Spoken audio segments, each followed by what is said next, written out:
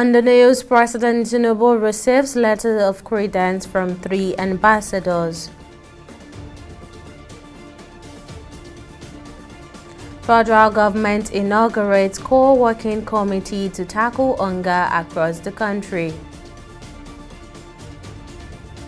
And National Assembly says Nigeria's foreign policy will be restructured soon. Many thanks for joining us on News Now on TV 360 Nigeria. I'm Tamilore Akinkwole. In a bid to address severe acute malnutrition in the country, Vice President Kashim Shettima has inaugurated a high-powered nutrition co-working committee. The critical body, dubbed the intellectual powerhouse by the Vice President, will spearhead the fight against hunger and malnutrition across Nigeria. Speaking during the inauguration of the Nutrition Co-working Committee at the Presidential Villa Abuja, Shettima emphasized the importance of coordination and collaboration with the National Committee on Food and Nutrition. Some members of the committee also spoke on the tax ahead, which is aimed at changing the narrative about Nigeria among the Committee of Nations. His Excellency the Vice President of Nigeria, Senator Kashim Shettima, inaugurated the Nutrition Co-working Group, and he has given us an order to ensure that we take proactive and sustainable actions to be able to change the nutrition narrative here in the country. A lot of that has to do with coordination across the different MDAs, because as we know, nutrition cuts across, is cross-cutting across agriculture, education, Ministry of Water Resources, Social Protection, and health as well. So it requires a coordinated and collaborative effort, also with development partners, donors, as well as CSOs.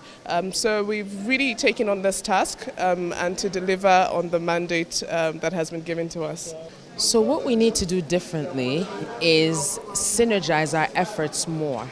Right now, there's a lot of siloed efforts going on. So people are working on different things. Some people are working on CMAM, some people are working on prevention, some people are working on agriculture, some people are working on RUTF. And really the idea is, how do we put everybody's efforts together so that we're all moving in the same direction and we can count the impact together of what we're doing. So that's what we'll do differently. The National Assembly has indicated plans to restructure the country's foreign policy, shifting away from its previous focus on placing Africa at the center. Abubakar Bello, chairman of the Senate Committee on Foreign Affairs, made this announcement after a meeting with President Bola Tinubu at the State House in Abuja. Bello, accompanied by Abdulmumin Jibrin, the chairman of the House of Representatives on Foreign Affairs, emphasized the need for a clearer and more robust foreign policy that improves Nigeria's image on the international stage. And essentially, we discussed our foreign policies and how to improve and have a robust, clear foreign policy to the understanding of everyone for the benefit of Nigerians and Nigeria as a country. We strongly believe that necessary steps must be taken to improve the image of Nigeria and Nigerians in the international scene. And I'm glad Mr. President has taken bold steps towards ensuring that. So going forward in the next coming months, hopefully we'll start seeing some changes with regards to our foreign policies that will be clear and well understood by all concerned to ensure that Nigeria and Nigerians are given the right place in the international scene.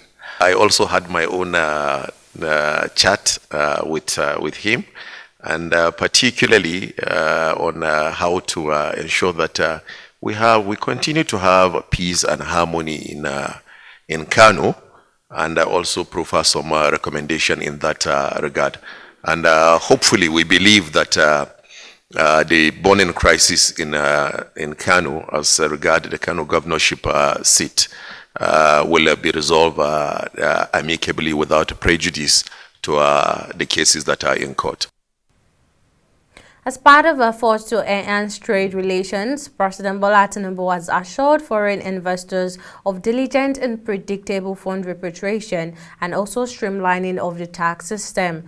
The president, who received letters of credence from ambassadors of Hungary, High Commissioner of Rwanda, and Ambassador of Ukraine at the State House, implores the diplomat to prioritize the exploration of new frontiers of trade relations that will be mutually beneficial to Nigeria and their countries. Speaking to newsmen at the State House, the Minister of Foreign Affairs, Yusuf Tuga, said the trio country and Nigeria are having a good trade relation. He added that in order for an ambassador of any nation to be able to carry out their duties, they must first present a letter of credence, as the trio has returned Nigeria's favor by doing the same. As an ambassador, you have to present your letters of credence before you are able to function properly as an ambassador. So it's important, and of course they reciprocate that when our ambassadors go to them as well. So it's very important so that they'll be able to function properly. Rwanda, of course, as you know, is a fellow African country. We have very good ties with them. President Kagame was here during the swearing in of President Bola Tinubu, and they've been meeting on the world stage and been collaborating. There's a lot happening. Air Rwanda flies to Nigeria, their trade relations, and of course the Technical Aid Corps under the Ministry of Foreign Affairs provides support by providing them with teachers, with clerks, with all sorts of skilled workers. Ukraine, we've been trading for years. Wheat, they were the largest supplier, producer of sunflower before this crisis. And at the same time, of course, Ukrainians were involved in the building of Ajakuta Steel Complex, of Jos Steel Rolling Mill. I believe there's a tractor plant in Mina, by a Ukrainian company. So the history that we have with them, cordial relations goes all the way back.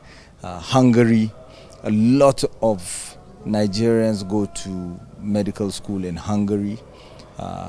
We buy a lot of pharmaceuticals from them, and agricultural products go back and forth between us. So again, in terms of the history, there are a lot of Nigerians that went to school in Hungary, going back to the years when we had the crash course program, and even present time where you have a lot of medical students. When the federal government of Nigeria announced the approval of over 6 billion naira contract for the maintenance of the Maritime Airport in Lagos and the procurement of navigational gadgets for the Port Harcourt Airport, Nigerians thought that was all. But no, it wasn't, as the president followed up by sacking the heads of major parastatals in the ministry, while senior directors were not spared in the clear-out. Earlier on, I spoke with aviation expert Captain Ibrahim Meshilia. I started by asking him his thought on the approved 6 billion naira contract for maintenance of the airport in Lagos and the procurement of navigational gadget for the Port Harcourt Airport. Well, I think personally, I am very excited that they did that because quite honestly, Murtala Mohammed Airport infrastructure is in shambles. And if you notice that we had a Cat 1 inspection, ICAO inspection recently, and most of the findings were based on our airport infrastructure, which Murtala Mohammed played a great role. So for me, that's a welcome idea. Navigational equipment also is a very serious problem in almost all the functional airports where we have domestic operations, including runway lights, ILS facilities, and so on. If we had those things working, we could open up the airports to 2300, that's like midnight, and the airlines wouldn't have to struggle to squeeze their schedules inside of 12 hours. They will have about 18 hours. The delays will be eliminated almost automatically. So for me, I think it's a welcome development, and those contracts are aligned with what we as aviators want. Lastly, before I let you go, there have been a lot of controversies surrounding the Nigerian air, and as someone that has spent almost 40 years in the industry, what do you think about the controversies? Sincerely, we don't need Nigerian air the way it was done. Yes, we need a national carrier or a flag carrier. I'm not an advocate of completely saying Nigeria can own an airline. Nigeria can own an airline. We've had the regulation now for over 40 years or close to 40 years, yeah? But the local operators have not been able to exploit the opportunity. And it's not mostly their fault. It's because we do not have this leasing company that I tell you that gives us loans for 25 years period and 1.5%. So it's very difficult to perform. There are so many policies in government today that mitigates this growth. So Nigeria Air can be run by government like Ethiopia, but like Nigeria, for me, I always said, I think the government that liquidated Nigeria was misinformed. They should not have sold liquidated Nigeria, but sold it to private investors, and then buy over the debt of Nigeria Airways and pay more. You see, and that by now would have had a very robust Nigerian national carrier, which is now probably 10%, 90% privately owned. So the Nigeria Air project was not done in a transparent manner. And it is not possible for you to have a competitor. There is no way Ethiopian Airlines will give us fair deal. No way. Because they are going to compete against themselves. That was Captain Ibrahim Mashilia speaking on the latest developments in the aviation sector. Moving on, the Multinational Maritime Coordination Center Zone E, consisting of Nigeria, Republic of Benin, Togo, and Niger, have commemorated the 10th anniversary of the YCode of Conduct, reflecting on its impact in the West African region. Commodore Aniede Ebok, the director of MMCC Zone E, highlighted the code's significance in providing a platform for increased maritime presence, improving response times, and acting as a deterrent to maritime criminals. Established in 2013, the YCode of Conduct aims to prevent and combat piracy and illegal maritime activities in West and Central Africa. We've been working together as a team, and this has yielded much. And so if we want to see achievements, if we look at the table, we see that as at 2015, we had piracy incidences of 22. By the time we got to 2018, we had gotten to 68 incidences in a year. In 2020, we had 68. But since self-domain started in 2021 and other efforts, that has reduced drastically to 18 in 2021 and in 2022 to 15. That's we're talking about the whole Gulf of Guinea. But in our own area, in Zone E, we have only 2 cases in this year. For us, we must commend the drivers, particularly the personnel that are saddled with the responsibility to achieve that aims and objective. While the specter of maritime piracy has decreased, new threats arise, such as trafficking of arms, drugs, and humans, unregulated illegal fishing, and other forms of transnational organized crime. Today, let us not only celebrate the past 10 years of the MMCC, but to reflect on the challenges that lay ahead in creating a safe Gulf of Guinea for the next 10 years and beyond. The Lagos State Commissioner for Housing, Maruf Akinderu Fatai, has advised land buyers and developers to check the status of the land they intend to purchase or develop at the Lagos State Land Bureau or the Lagos State Real Estate Regulatory Authority before proceeding with construction. Speaking at the 4th Lagos Real Estate Marketplace Conference and Exhibition, Akindaru Fatai emphasized that the status of all land in Lagos is with the Land Bureau, and this practice will help prevent buyers from acquiring unapproved lands. During the conference, other state officials also provided information on various government policies and innovations aimed at facilitating ease of doing business in the real estate sector. It is possible that our own officials are also compromised. But the most important, the more you compromise, and when you know, you can easily go to the authorities and check. Even before you buy, I want to say, before you buy from any developer, in any place in Lagos, just check. Go to Ministry of Physical Planning, go to La Sierra, check before you put in millions of naira. Because people are really out there to do people. They know it is wrong, and they will now escalate the building, build it quickly, and so sell off.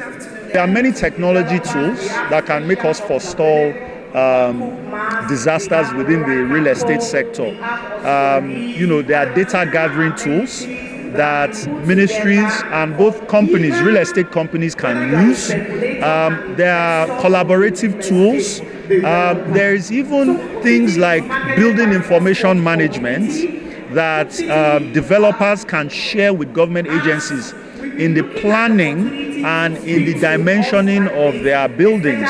So there are lots of tools that can be utilized to forestall disasters even in the building phase. The startup companies, that's the private sectors particularly, are ready to partner with the government on our EGIS platform to create a robust system, a platform where everybody who wants to buy, own, register a property or transfer a property, do have something that has to do with the Lands Bureau or something that has to do with La Sierra in terms of just the letting, or maybe you want to start investing in the construction of a property through a developer. I mean, they will be able to get quality information on our platform. The Consul General of the Republic of China in Lagos and Xiao Art Troupe, Nigeria, in conjunction with Ebony Foundation, treated pupils across Lagos State to a Christmas and New Year party in Surulere, Lagos on Thursday. Speaking at the celebration, the Chinese Consul General in Lagos, Yang Yunchin, said she is glad, together with her colleagues, to take part in the event to celebrate with children the Christmas and the New Year festival. TV3's correspondent Chidi Igwe has the rest in this next report.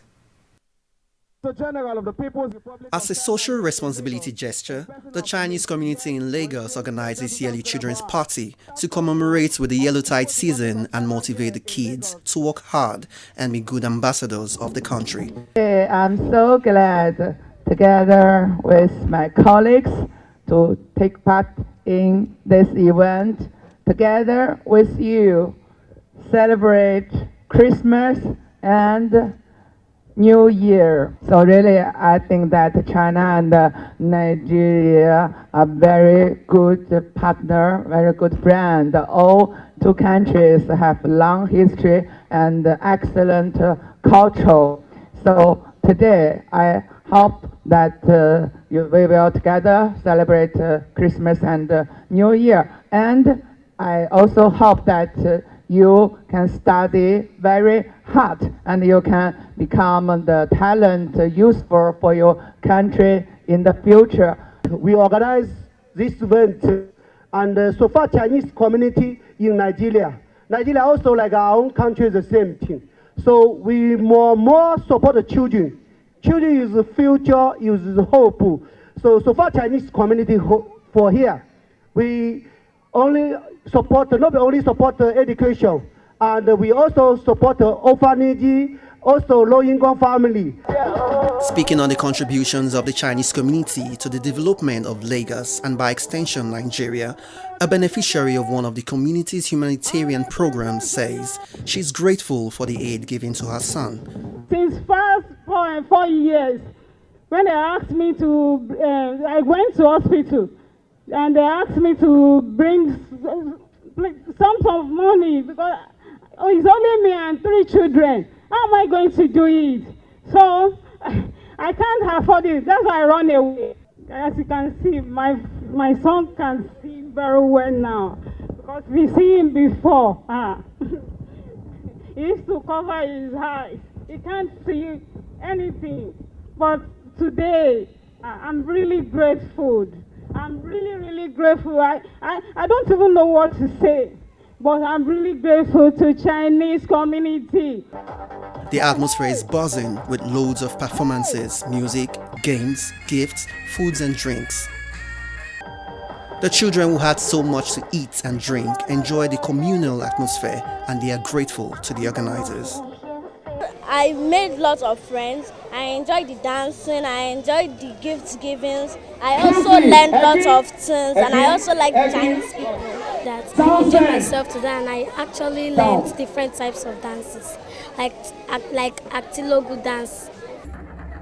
This event is one of many social responsibility programs of the Chinese community in fostering good relations with their host country. Chidi Igwe, TV360 News, Lagos. We'll take a break here, but still to come, Minister of Transportation says Nigeria needs $35 billion to achieve a functioning railway transportation system. Details of the story right after this break.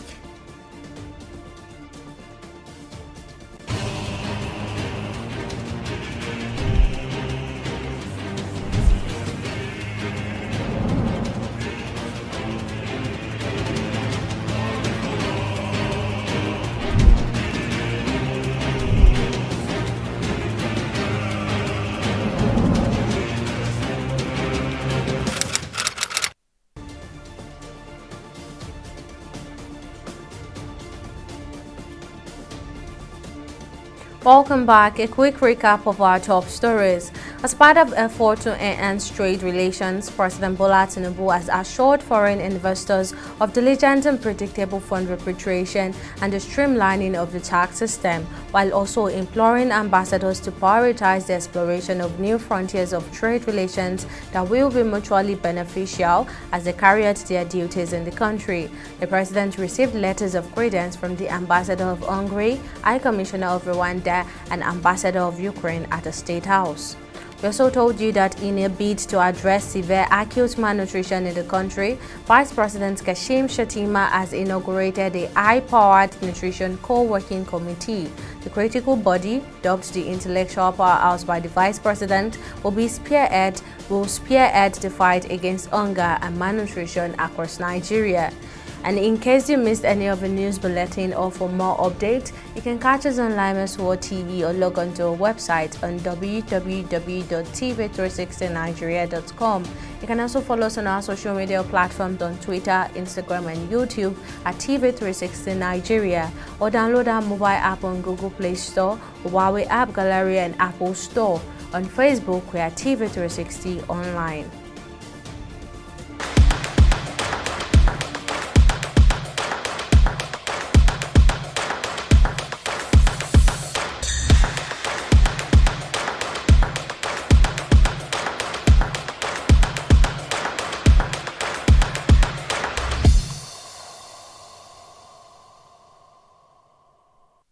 In the last 3 years, we have built a multi-purpose center, which is the envy of all in our constituency. And I can tell you that the people who are living there are already enjoying it. Guy, do you think what this man just said is true? See, I seriously doubt. I'm sure it's one of those their silly lies. And wait, do you know there's a way to find out if these things he's saying is true or not? This is the Construct app. It gives people like us a sure way to track implementation of constituency projects. It gives valid and verified information on location of projects, amounts allocated, amount funded, the level of job done, and even the profiles of concerned legislators. You and I can post directly on this app. Are you serious? This is the Go-To app if you want to know how our Commonwealth is being expanded by the government. Wow. Let's even see if what this man said is true. Show me. The Construct app is developed by Other People Nigeria with support from USAID and is available on both Google Play Store and Apple Store. And it's true. Of course, I told you.